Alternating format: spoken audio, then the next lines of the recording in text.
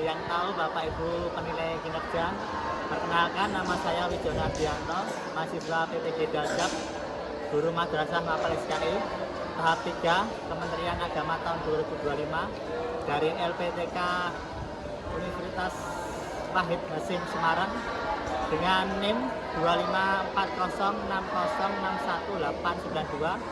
Saya akan melaksanakan ujian kinerja di MTS Marik, Andong, mata pelajaran SKI, materi masuknya Islam di Nusantara. Terima kasih, selamat menyaksikan. Selamat pagi. Semua sehat ya?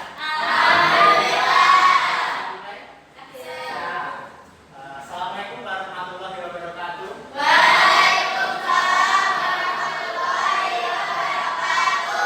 Sebelum mengawali pembelajaran hari ini, mari kita berdoa bersama-sama. Kalau ketua disiapkan.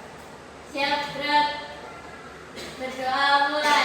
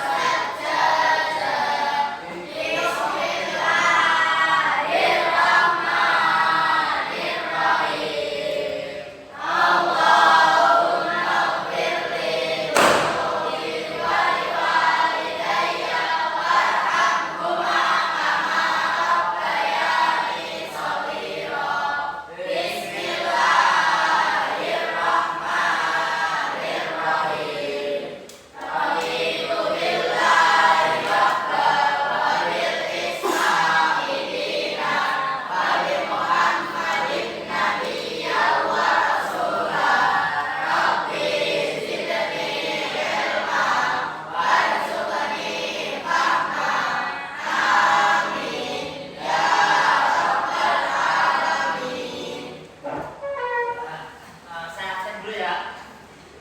Afkar, Ahmad Arya, Aldia, Cahya, David, Febrian, Farah, Hanif, Muhammad Khalid, Muhammad Muhammad Khalid Maisal, Mulki Majid,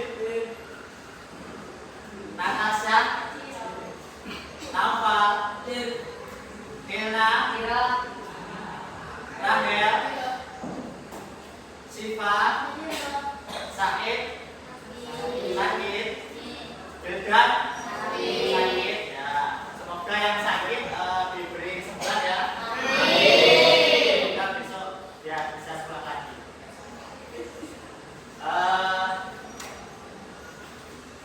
Tolong baju bisa dirapikan sebelum pembelajaran. Udah ya. Supaya biar tambah semangat, mari kita terus semangat. Bisa dimulai.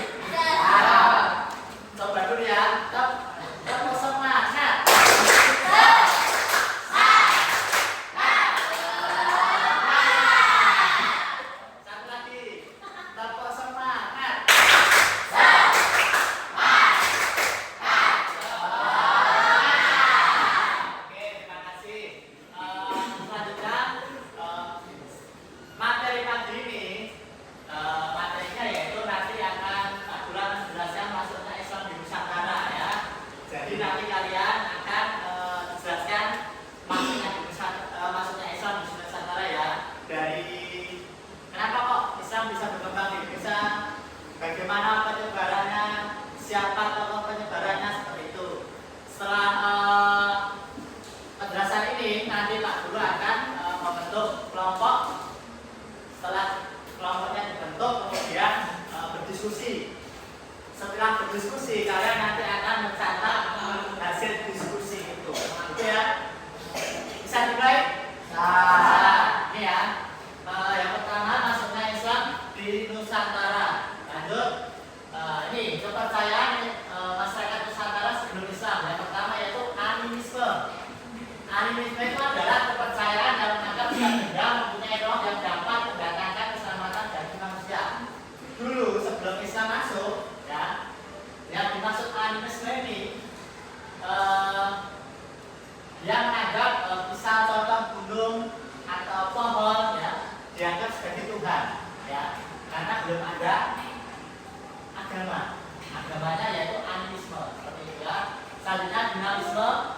Dinamisme itu adalah pemujaan terhadap nenek moyang yang telah meninggal menetap di tempat tertentu. Setiap pohon besar atau nenek moyang itu sering dimintai tolong untuk urusan mereka. Nah, yang dimaksud dinamisme, ketika ada roh nenek moyang yang meninggal, kemudian ketika ada apa atau misal kalau ada orang sakit, dia dimintai pertolongan padahal dia sudah meninggal. Nah, ini ya, selanjutnya adalah Hindu dan Buddha. Ini ya, sebelum Islam masuk ke Indonesia itu ada animisme, dinamisme, Hindu dan Buddha. Selanjutnya, nah, bukti Islam masuk di Nusantara. Yang pertama itu ada abad ke-13 sebelum Masehi. Ada yang namanya catatan perjalanan Marco Polo, ya. Marco Polo ini ada seorang apa? Dulunya dagang, ya. Dagang, ya, naik kapal, ya. Dia dagang sambil mencatat. Nah, kemudian dia menceritakan seperti ini. Ini memisahkan perjalanan Marco Polo di Sumatera Utara, ya. Pada saat itu Marco Polo sempat singgah di kerajaan Islam di Samudra Pasai, ya. Di Samudra Pasai tahun 1992 Pasai, itu ya. Ada lagi yaitu berita Eko Batu Tata, yaitu merupakan penjelasan dunia yang pernah singgah ke Nusantara pada abad ke-14. Berita Ibnu Abu Tata, Ibnu Abu Tata ini adalah seorang Maroko, ya, yang mampir ke Pasai pada 24 Februari tahun 1904 Masehi. Selanjutnya yaitu ditemukan batu nisan Malik Al-Saleh, Raja Samudra Pasai, ya. Terus ada lagi ditemukan tangkap Syekh Maulana Malik Daib di Gresik yang wafat pada tahun 1419 Masehi. Lanjut.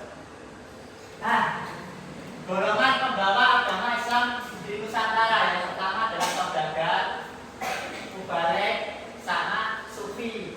Ini ya. Jadi orang-orang yang membawa agama Islam di Nusantara ada saudagar, mubalek dan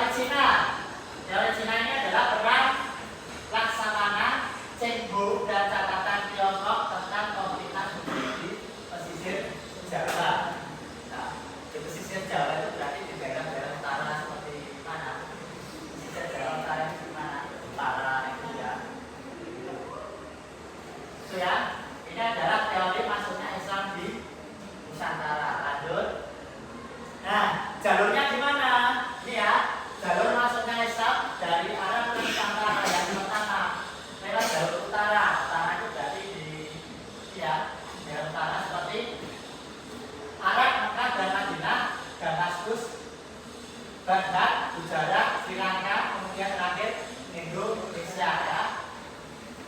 Yang jalur selatan seperti Arab, Mekah, Madinah, Yaman, Gujarat, Sri Lanka dan Indonesia. Jalur utara berarti utara Indonesia, jalur selatan berarti selatan Indonesia. Semuanya ini menggunakan jalur laut. Oh ya, bisa dilihat naik kapal-kapal dia berdagang naik kapal sambil mengabarkan agama Islam. Ya. Lanjut, faktor Islam dapat diterima di Nusantara. Ini kenapa kalau Islam itu dapat mudah sekali diterima di Nusantara? Yang pertama, syarat Islam, syarat masuk Islam sangat mudah, yaitu mengucap apa? Syahadat. Syahadat gimana?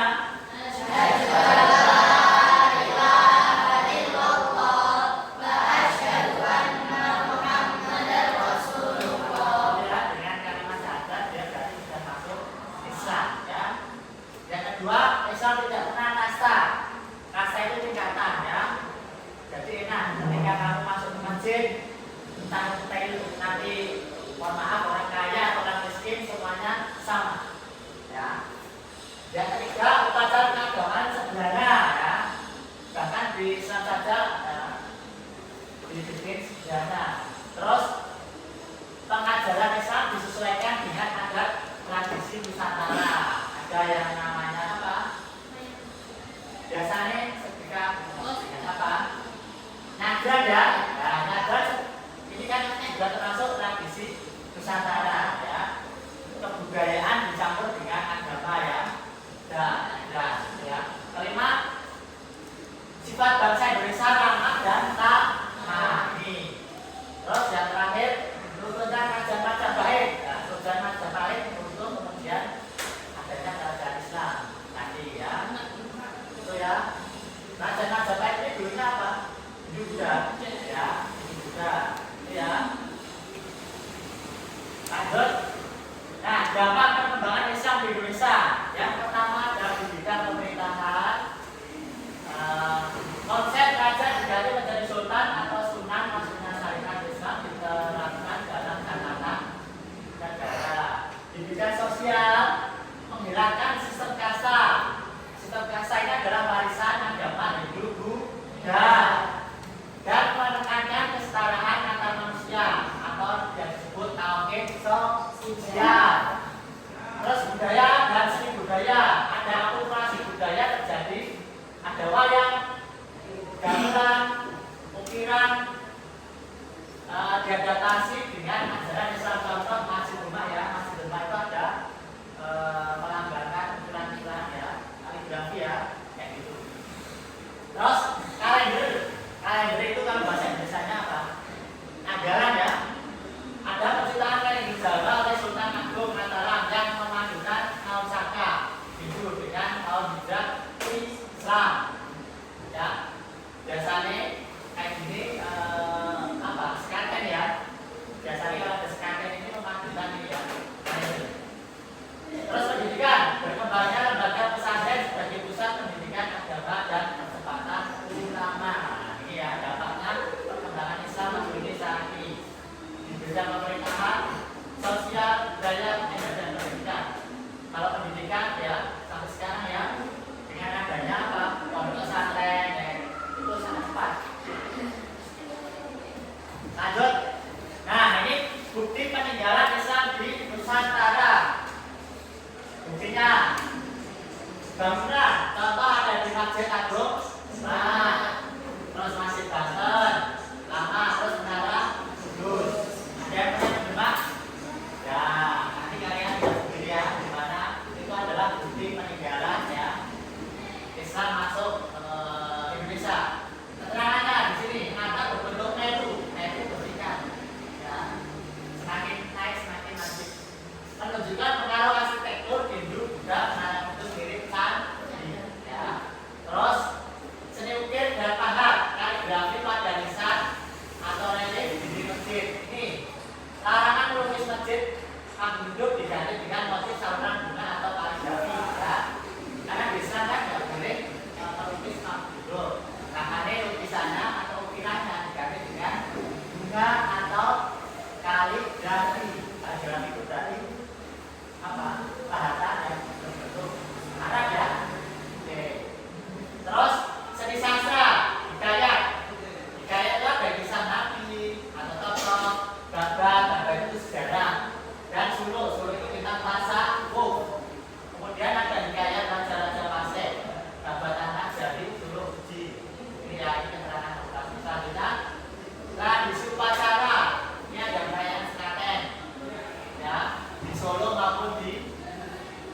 Ada.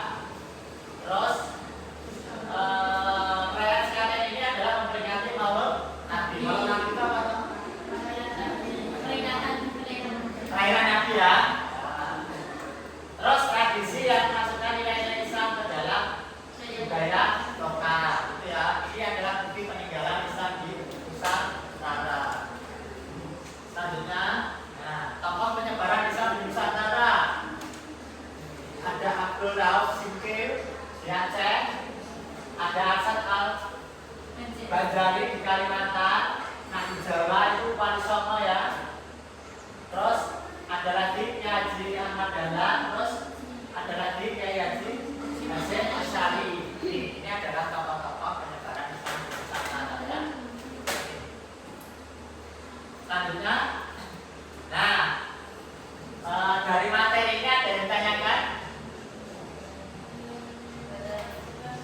Ada apa? Berarti Islam budaya itu berarti lebih dulu daripada Islam. Ya, kenapa pertanyaannya kenapa Buddha, Hindu sama Islam lebih duluan Hindu Buddha? Ya, karena tadi sudah disebutkan lebih duluan Hindu Buddha karena apa? Bangunan masjid sama bangunan candi di Indonesia itu lebih dulu bangunan candi sama patung-patung yang ada di candi ya. Lebih duluan itu ketimbang masjid. Makanya agama di Nusantara itu lebih duluan agama Hindu Buddha ketimbang Islam ya, karena ditemukannya candi ya itu lebih duluan ketimbang masjid atau makam Islam seperti itu. Ada yang tanya lagi? Kalau enggak nanti Pak Guru ini ada tugas kelompok yaitu masing-masing ya, berdiskusi materi yang bahas tentang pesantren dakwah Islam, terus yang diberikan kepada ini ya, yang diberikan Pak Guru. Nanti tolong silakan kelompoknya ya sudah sesuai kemarin dibentuk, silakan bergelombol, Pak Guru mau kasih kertas ya, tolong nanti ditulis nama kelompoknya ya, siapa aja ini.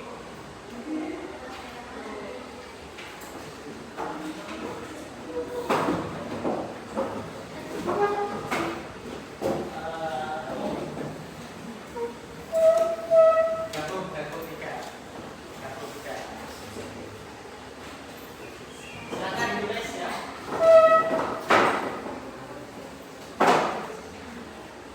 Silakan didiskusikan, kemudian setelah selesai diskusi silakan dicatat ya. Mana yang penting nanti sudah selesai bisa dikumpulkan. Saya. Oke, Mas. Saya. Kesulitan? Ya.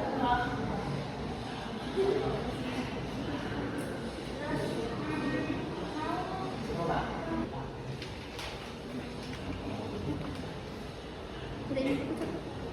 Ini.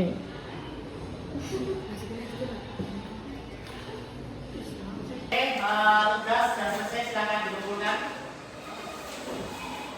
Sebelah sini.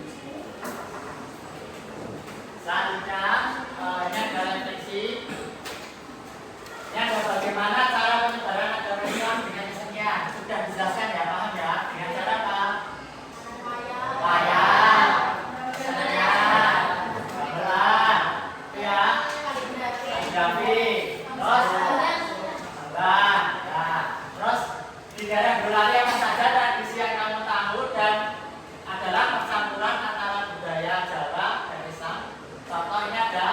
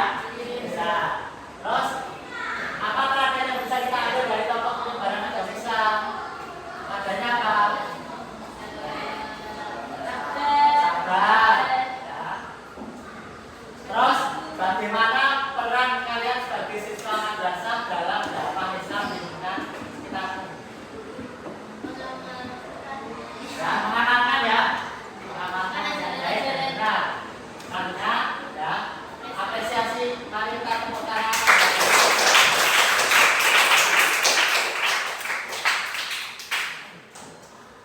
Terima kasih ya.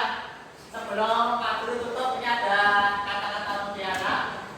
Ini adalah cahaya. Masa depanmu ditentukan dari apa yang kamu lakukan hari ini, bukan besok. Ya.